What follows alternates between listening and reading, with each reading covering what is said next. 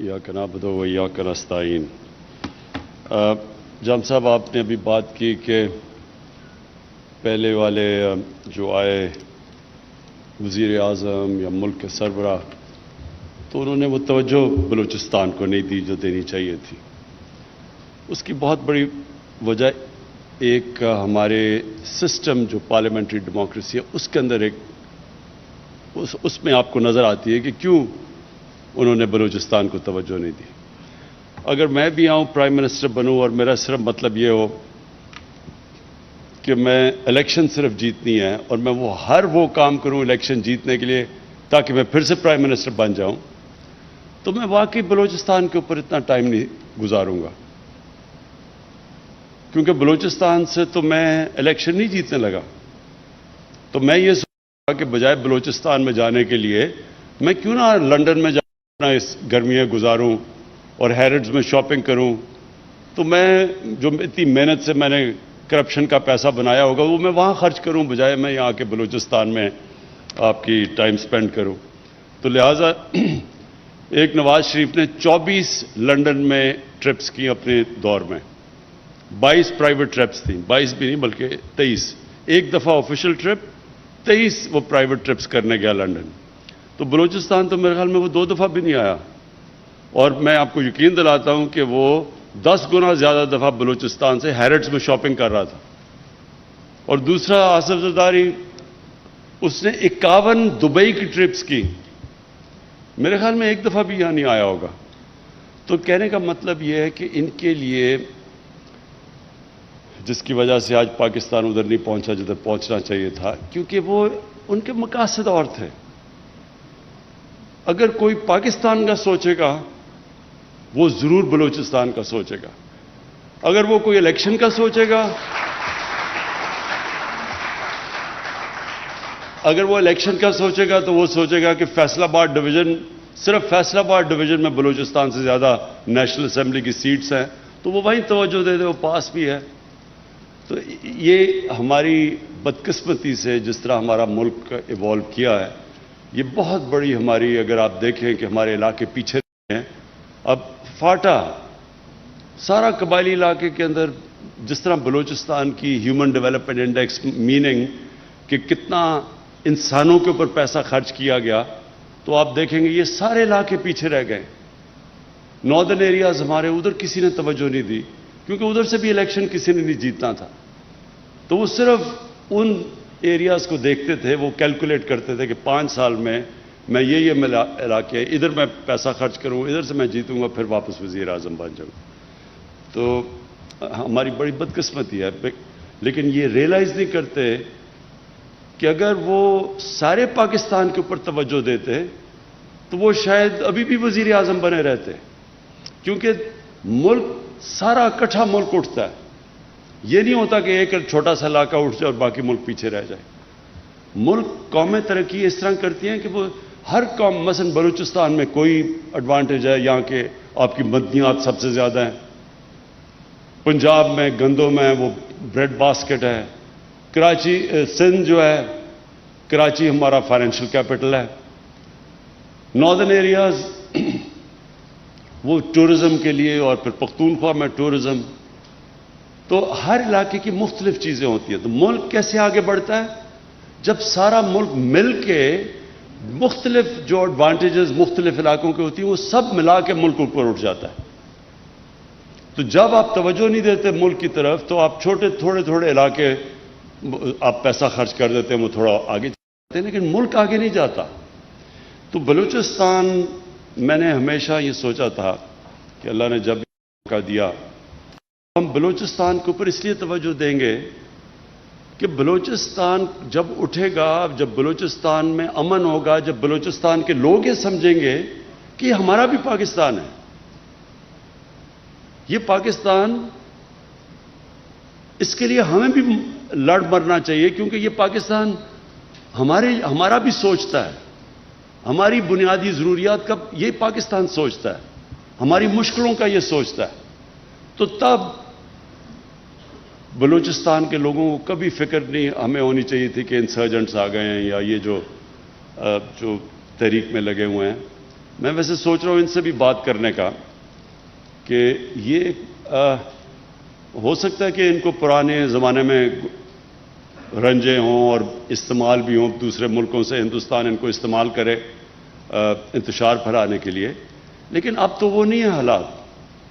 کبھی بھی بلوچستان کی تاریخ میں ایک فیڈرل گورنمنٹ جو کہ بڑے مشکل معاشی حالات سے نکل رہی تھی، اور ابھی بھی اللہ کا شکر ہے ہمارے حالات ابھی بہتر ہیں، لیکن وہ حالات نہیں کہ ہم اتنا زیادہ بلوچستان کو پیسہ دے سکیں federal P S D P سے، جبکہ اتنی زیادہ ہمارے اوپر پنجاب میں، اور پنجاب کے لوگ سب سے بڑا صوبہ ہے، وہاں سے بڑی ڈیمانڈز ہیں، سارے پاکستان سے ڈیمانڈز ہیں، لیکن سب سے زیادہ پیکیج ہم نے بلوچستان کو اس لیے دیا کہ ہمارا خیال ہے کہ بلوچستان کے لوگوں سے واقعی انصاف نہیں ہوا، وہ پیچھے رہ گئے، اور بلوچستان سے سینٹر نے بھی انصاف نہیں کیا،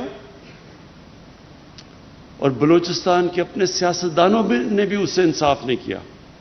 جو پیسہ آتا بھی تھا میرے خیال میں وہ بھی صحیح طرح نہیں لگا، اور وہ لوگوں نے اپنی ذات کے اوپر وہ پیسہ خرچ کیا ہوگا، لیکن بلوچستان کے لوگوں کے لیے جو پیسہ جانا چاہیے تھا، اس لیے وہ جو سارا ایک احساس محرومی پھیلنی شروع ہوگی بلوچستان میں، یہ کبھی نہ پھیلتی اگر بلوچستان کے لوگ بھی جو اپنے پولیٹیشنز تھے وہ بھی اپنا صحیح معنی میں اندر جو بھی پیسہ ملتا تھا وہ صحیح معنی میں خرچ کرتے۔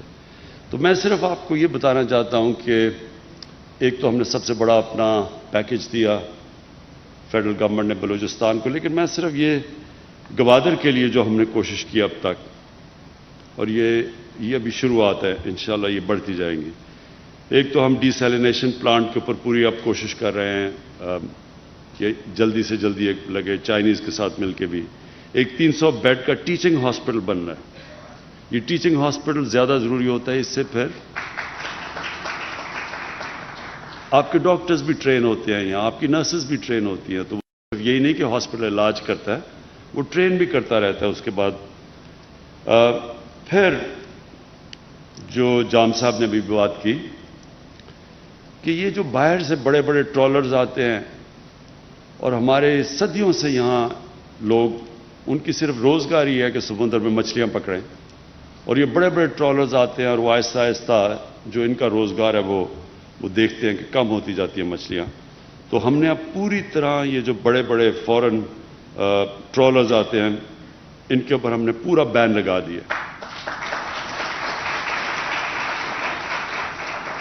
اور وہ جو چائنیز ٹرالر کی میں بات کر رہا ہوں کہ کوئی چائنیز گورنمنٹ ہمارے بڑے اچھے تعلقات ہیں، ان کو کوئی اس چیز میں برا نہیں ہوگا کہ کوئی اللیگل غیر قانونی طور کے اوپر یہاں فشنگ کرے، ان کو کوئی نہیں ہوگا۔ ہم پاکستانی کوئی چیز چائنا میں اللیگل کرے تو چائنیز اس کو سزا دیتے ہیں، اور ہاں کہیں بھی دنیا میں کوئی کرے جو بھی قانون توڑتا ہے اس کو سزا ملنی چاہیے، تو اس کا ان کو کوئی اعتراض اس کا نہیں ہونا چاہیے۔ لیکن یہ میں آپ کو شور کر دیتا ہوں کہ اپنے یہ جو محنت کش لوگ جو بڑی مشکلوں سے اپنی روزی کماتے ہیں، ہم آپ کو پوری طرح پروٹیکشن دیں گے۔ ایک ہم نے قرضے دیے ہیں کامیاب جوان میں، ہم نے 10 ارب روپے کے قرضے کامیاب جوان پروگرام میں اور میری ٹائم جو ہماری منسٹری ہے انہوں نے مل کے پروگرام بنایا ہوا ہے کہ مچھلیوں پکڑنے والوں کی جو ان کی کشتی ہیں ان کو اپ گریڈ کرنا، ان کا جو بھی یہ استعمال کرتے ہیں مچھلی پکڑنے کے لیے ان ساری چیزوں کو اپ گریڈ کرنا۔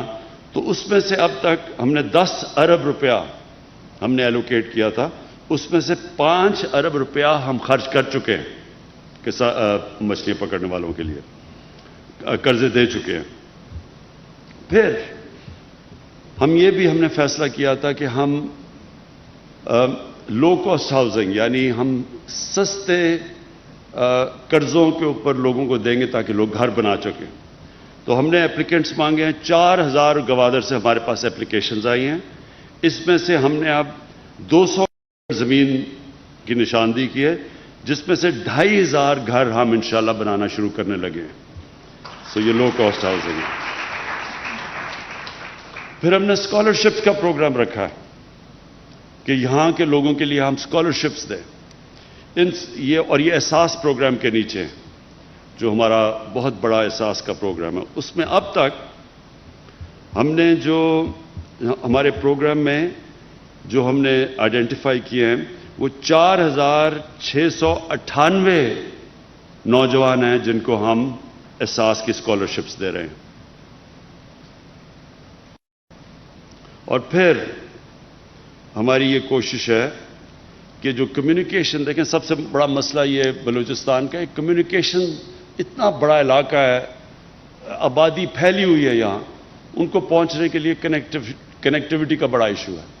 تو اب ہم پوری کوشش کر رہے ہیں کہ 3G 4G جو کہ انٹرنیٹ کنیکٹیوٹی ہے وہ آہستہ آہستہ ہم بلوچستان میں ساری جگہ پھیلا دیں، تاکہ لوگوں کے لیے اس سے فائدہ یہ ہوگا آگے جا کے لوگ اپنے گھروں میں بیٹھ کے کام کر سکتے ہیں، خواتین گھر میں بیٹھ کے روزگار اپنا کما سکتی ہیں. تو یہ ہمارا اگلا ہے کہ ہم کور کریں. تقریباً اب تک میرے خیال میں 40% تک ہم پہنچ چکے ہیں، یہ ہماری کوشش ہے. لیکن ہم پورے بلوچستان تک 3G 4G کی کنیکٹیوٹی انٹرنیٹ کی کرنا چاہتے ہیں، جس سے بالکل ایک سارے علاقے کے اندر ایک انشاءاللہ ہمارے یوتھ کے لیے بہت بڑی اپرچونٹیز مل جائیں گی. میں آخر میں آپ سب کو ایک چیز پھر سے اس چیز کا احساس دلوانا چاہتا ہوں کہ ہماری گورنمنٹ ہر سال ہمارا انشاءاللہ ہماری اکانومی جیسے جیسے اٹھ رہی ہے، ہماری آمدنی جیسے جیسے بڑھ رہی ہے، ہم بلوچستان کے لیے، میں جام صاحب آپ کو بھی اشور کرتا ہوں کہ ہم بلوچستان کے لیے ہر سال اپنی کنٹریبیوشن بڑھاتے جائیں گے. اور اس لیے بڑھاتے جائیں گے کہ ہم یہ سمجھتے ہیں کہ پاکستان کے لیے یہ ضروری ہے کہ بلوچستان سے جو احساس محرومی ہے، جو پیچھے رہ گئی ہے، جو باقی ملک آگے چلا گیا اور جو بلوچستان پیچھے رہ گیا ہے، انشاءاللہ ہم پورا زور لگائیں گے، ہم بھی آپ کے لیے کریں گے. اور دوسرا یہ جو سی پیک ہے، یہ اصل میں سب سے زیادہ فائدہ سی پیک کا بلوچستان کو ہے. آپ دیکھتے رہیں گے کہ جیسے جیسے یہاں ڈیولپمنٹ ہوتی جائے گی، جیسے جیسے یہاں انویسٹمنٹ ہوتی جائے گی، انڈسٹری آئے گی یہاں، تو سب سے زیادہ فائدہ بلوچستان کے لوگوں کو ہوگا. اور خاص طور پہ گوادر کے لوگ بڑے خوش قسمت ہیں، کیونکہ آپ کا بالکل یہ علاقہ بدل جائے گا. اور یہ آپ اپنے ذہن سے نکال لیں کہ اب یہ ہوگی ڈیولپمنٹ تو یہاں کے لوگوں کو کوئی پوچھے گا نہیں. کیونکہ یہ لوگ ہمیں کہتے ہیں سوئی گیس جب نکلی تو وہ جو علاقے میں لوگ تھے ان کے اوپر تو کسی نے کوئی انویسٹمنٹ کی نہیں، وہ ساری پاکستان میں وہاں سے گیس نکل کے سارے پاکستان میں گئی، لیکن وہاں مقامی لوگوں کو تو بہت کم فائدہ ہوا.